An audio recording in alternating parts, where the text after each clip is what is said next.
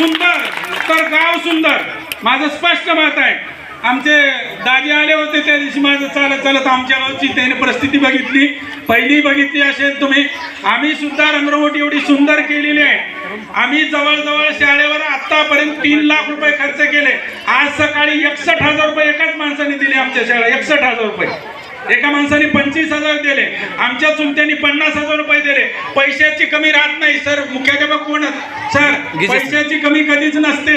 फक्त आता आपण एक पाऊल पुढे टाकायचं असतं. लोक एवढे दानशूर आहेत, तुमची झोळी फाटून जाईल. प्रत्येकाला झोळी नवीन शिवावं लागेल, एवढे पैसे तुमच्या झोळीत पडतील, पण पैशाची कमी राहणार नाहीये. परंतु आता आम्ही एक पाऊल पुढे. ही किती सुंदर सुंदर सुंदर मुलं आहेत. काय अवस्था आहे सर आमच्या शाळेची, जिल्हा परिषदची? शौचालय नाही, मुतारी नाही, बसायला जागा नाही.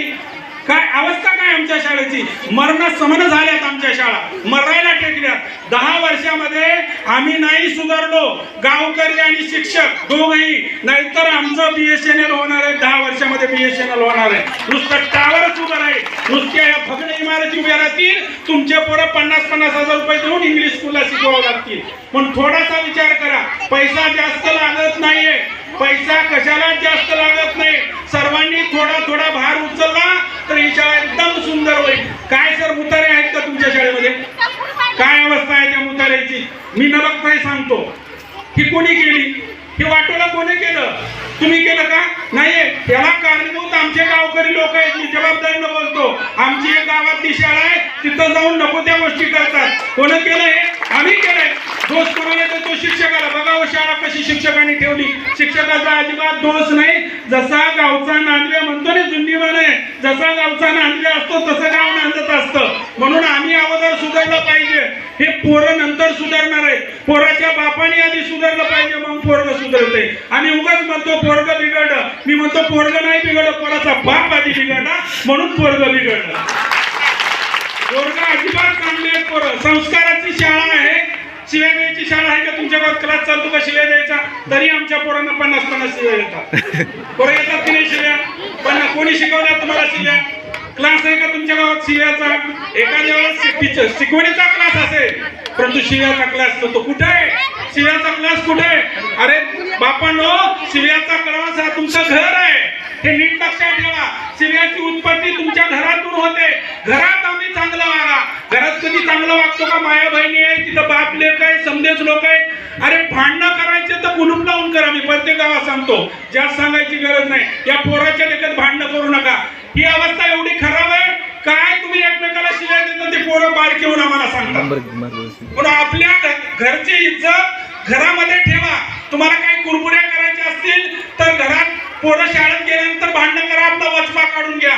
पोरांच्या देखत भांडणं करू नका. कोणी नवरा बायको असतील, कोणी असेल, जरा नीट लक्षात ठेवा ना. संस्काराची शाळा हे घर आहे.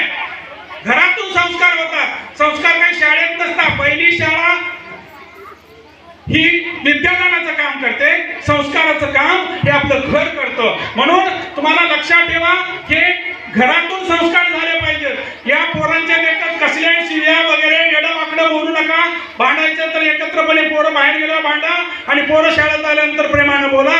एवढे एक गोष्ट लक्षात ठेवा तुम्ही पालकांनी. म्हणून जबाबदारीनं बोलतो. समजे म्हणतात म्हातारपणी पोरग बिघडलं. मी म्हणतो पोरग नाही बिघडलं, पोराचा बाप बिघडा.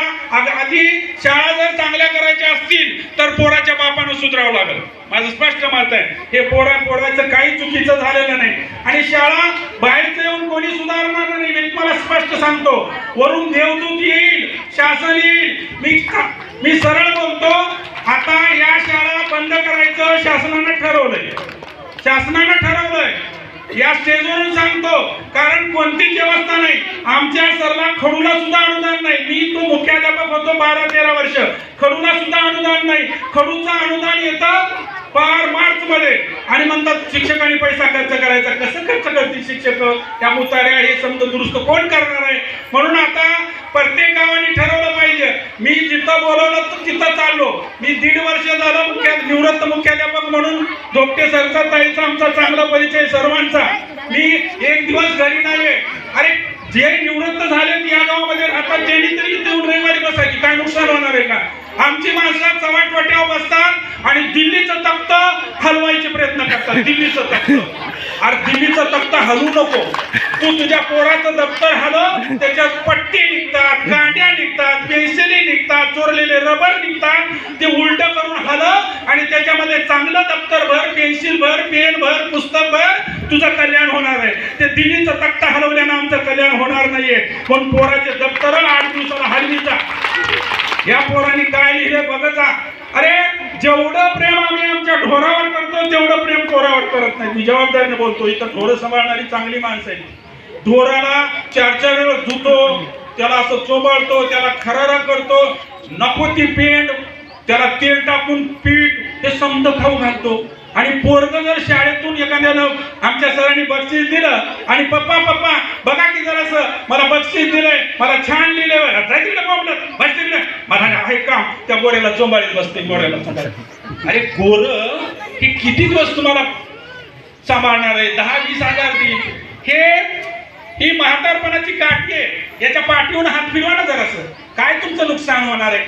कसंही पोरगा असो, आपल्या पोराला वाईट म्हणायचं नाही. कसलंही असो, त्याचा अक्षर खराब असो, शेंबडा असो, तुम्ही एखाद्या शेंबडं पोरगा आपलं बोलवा त्याला आणि आपल्या घरी आल्यानंतर त्याला म्हणा, अरे काय सुंदर दिसतो राजा, तुझ्या एवढा सुंदर आपल्या गावामध्ये नाही. ते चटकन शेंबडं असं पुसून येते, लगेच असं उभं टाकते.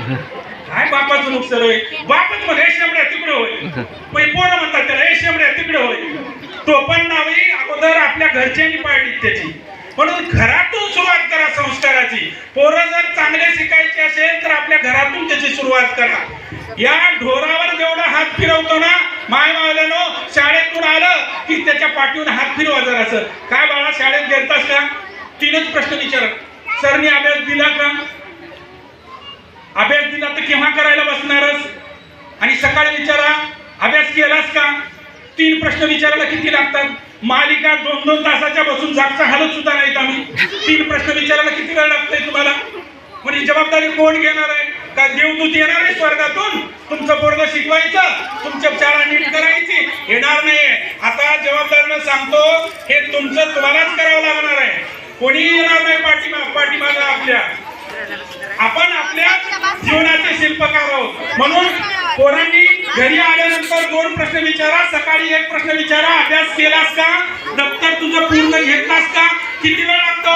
मला हात वर करून सांगा. कोणी माय माऊलीनं सकाळी आपलं बापानं दप्तर बघितलंय पोराच्या याच्यात? पेन बरोबर आहे का? पुस्तक बरोबर आहे का? टाळ्या वाजवा त्यांच्या नावानं. आजोबा आहात तुम्ही? टाळ्या वाजवा त्यांच्या नावानं. एक माणूस निघाला. मला काय गावामध्ये एक सुद्धा निघाला नाही. सकाळी दप्तर भरलंच का? घेतलास का बापू दप्तर? आहे का त्याच्यात पेन? आहे का त्याच्यात पेन्सिल? काय लागत आहे? पोरं चांगलं शिकायला काय लागत आहे? पैसा लागत नाहीये.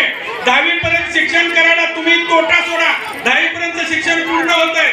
तोट्याच्या पुढचं काय असेल ते गुटखा सोडा. 12वी पर्यंत शिक्षण पूर्ण होत आहे आणि 12वीच्या पुढचं काहीतरी सोडा. मुलगा ग्रॅज्युएशन होतं, इंजिनियर, डॉक्टर होतं. पैशाची अजिबात गरज लागत नाहीये. पैसा हा आपल्या खिशात नाहीये. पैसा हा डोक्यात आहे. डोक्यातला पैसा खिशात घ्यायचा असेल तर विचारामध्ये परिवर्तन व्हावं लागेल. तुम्हाला परत सांगतो, तुमचे विचार बदला, नशीब बदलेल. आणि खऱ्या अर्थानं जर आपली शाळा, गाव नावलौकिक व्हायचं असेल तर तुम्ही अगोदर गावाची एकी करा. मी माझ्या गावात सांगतो, मला जबरदस्तीनं सर 2 गावच्या व्यवस्थापन समितीचं मला अध्यक्ष केलं. माझ्या नोकरीच्या गावचं हे केलं आणि माझ्या नंतर गावचं हे केलं. मी तिकडचं